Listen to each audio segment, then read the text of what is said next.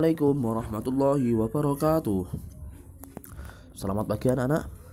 Berjumpa kembali dengan Pak Anwar di semester pertama ini kelas 4, yaitu dengan materi akidah akhlak. Nah anak-anak, kenapa toh kita perlu mempelajari pelajaran akidah akhlak? Karena apa?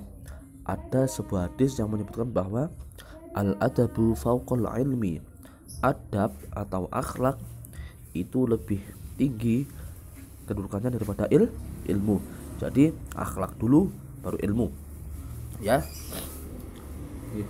Banyak kita jumpai bahwa para santri-santri itu yang belajar di pondok pesantren, pelajari dulu akhlaknya kiai, baru kamu ambil ilmunya. Nah, itu karena apa?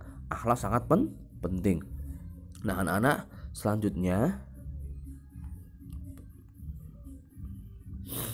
pada pelajaran kali ini kita akan memahami tentang kalimat thayyibah. Nah, anak-anak perhatikan kalimat thayyibah. Dalam memahami kalimat thayyibah ini, perhatikan Allah menciptakan alam semesta dan seisinya secara seimbang. Keseimbangan Allah yang diciptakannya menjadikan keteraturan dan keberagaman. Allah menciptakan laki-laki dan perempuan, kaya dan miskin, tua dan muda, serta baik dan buruk. Dalam keadaan apapun, baik atau buruk, kita harus selalu bersyukur dan mengingat Allah yang telah memberikan kehidupan kita. Ketika melihat keindahan alam, mendapatkan keberuntungan, dan mengalami kejadian yang menyenangkan, kita harus mengingat kebesaran Allah. Ketika tertimpa musibah atau mengalami hal yang kurang menyenangkan, kita harus bersabar dengan menyebut nama Allah.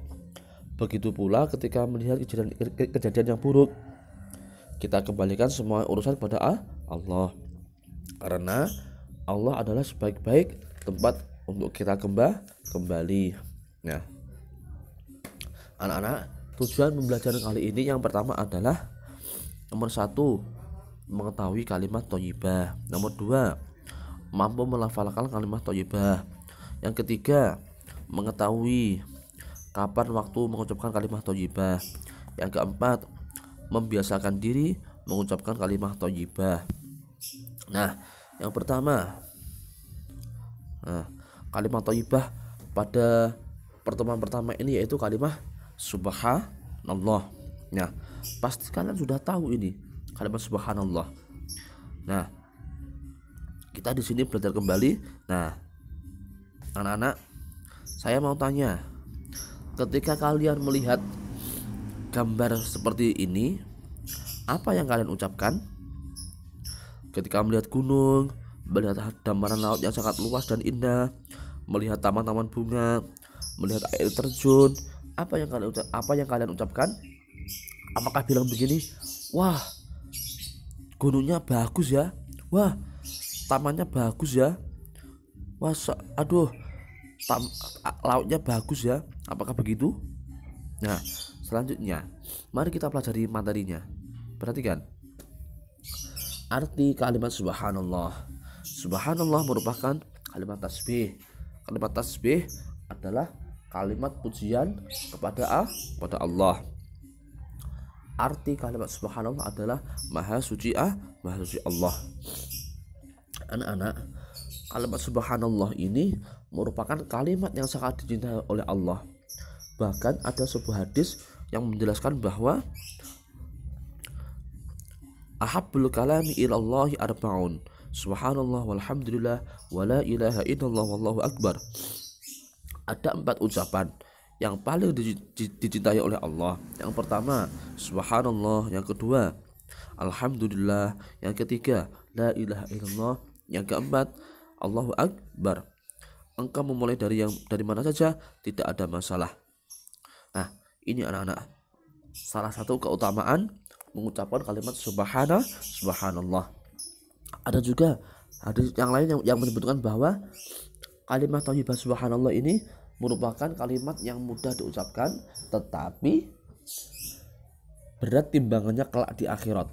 Nah, siapa yang mau timbangannya besok, timbangan amal baiknya lebih banyak di akhirat? Ayo angkat tangan, siapa yang mau? Nah, ini hadisnya.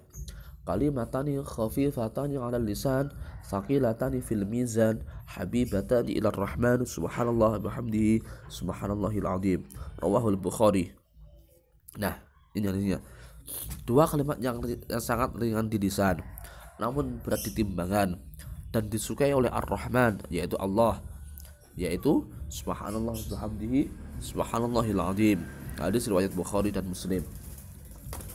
Anak-anakku yang berbahagia, dari sini kalian sudah tahu toh apa arti kalimat thayyibah subhanallah dan apa manfaatnya ya. Sudah tahu ya.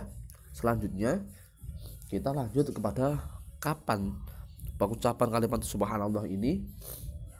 Nah, anak-anak diperhatikan ayat di atas ini. Saya mengutip surah Al-Isra ini ya. Tusabbihu lahus samawati sab'u wal ardu wa man fihin. Nah, artinya langit yang 7, bumi dan semua yang ada di dalamnya bertasbih kepada Allah. Tasbih itu apa? Subhanallah. Nah, perhatikan. Ayat di atas menjelaskan bahwa semua makhluk yang ada di bumi maupun di langit maupun di bumi semuanya bertasbih kepada Allah. Tasbih adalah pujian. Mereka memuji atas kebesaran dan kekuasaan yang dimiliki oleh Allah. Semua makhluk ciptaan Allah tunduk dan patuh atas perintah dan larangan Allah. Nah, tunduk dan patuh kepada Allah dapat dilaksanakan dengan membiasakan diri mengucapkan kalimat subhanallah di berbagai kesempatan. Salah satu contohnya yaitu seumpama teman kalian namanya seumpama Nisa ini bersama keluarga sedang bepergian bertamasya ke Gunung Kelut. Nah, ketika melakukan perjalanan ke Gunung Kelut itu, Nisa ini melewati jalan yang berliku-liku. Nah, di situ ada pemandangan alam yang sangat indah. Nah, apa yang diucapkan oleh Nisa? Nisa mengucapkan bergumam di dalam hati subhanallah bersama dengan keluarganya. Nah, itu merupakan praktek pengucapan kalimat subhanallah. Seumpama lagi ada yang lain. Seumpama Mas Anton ini sedang sholat. Nah, ketika melaksanakan sholat berjamaah di masjid, nah sang imam ini lupa ketika waktunya tahiyat kedua. Nah, imam ini langsung berdiri, tidak tahiyat dulu. Nah, lalu Mas Anton ini bilang subhanallah, nah, dengan keras gitu. Nah, itu merupakan salah satu contoh pengucapan kalimat subhanallah. Nah, selanjutnya anak-anak, di sini akan saya terangkan ada beberapa pengucapan kalimat subhanallah. Yang pertama, kapan? Yaitu melihat keindahan dan kekayaan alam yang diciptakan Allah. Yang kedua, merasakan kebesaran atas kekuasaan yang dimiliki Allah. Yang ketiga, mengagumi sesuatu yang baru dilihat dan aneh. Yang keempat, nah nomor 3 ini yang baru dilihat dan aneh ini seperti kalian tiba-tiba ada setelah hujan, tiba-tiba ada pelangi. Nah, pelanginya sangat indah. Nah, itu kalian juga bisa mengucapkan subhanallah. Yang keempat, merasa heran terhadap seseorang. Yang kelima, berzikir setelah sholat fardu. Yang keenam, merasakan kenikmatan yang diberikan Allah. Yang ketujuh, mengingatkan imam ketika lupa bacaan atau gerakan sholat bagi laki-laki. Ya, ini tadi yang Pak Anwar contohkan ya. Dah ya, ini merupakan penjelasan dari Pak Anwar tentang kalimat subhanallah, kapan pengucapannya, nah apa artinya, itu semuanya. Mungkin ini anak-anak pelajaran dari Pak Anwar. Jangan lupa akhlak kalian, adab kalian dijaga di rumah ya. Akhlak kepada orang tua gimana, akhlak kepada orang yang lebih tua bagaimana, akhlak kepada teman bagaimana, bicara dengan orang yang lebih tua bagaimana, dijaga ya, seperti apa yang pernah diajarkan oleh bapak ibu guru di sekolah ya. Itu aja dari Pak Anwar, dan jangan lupa kalian jaga kesehatannya di rumah ya. Itu aja. Wassalamualaikum warahmatullahi wabarakatuh.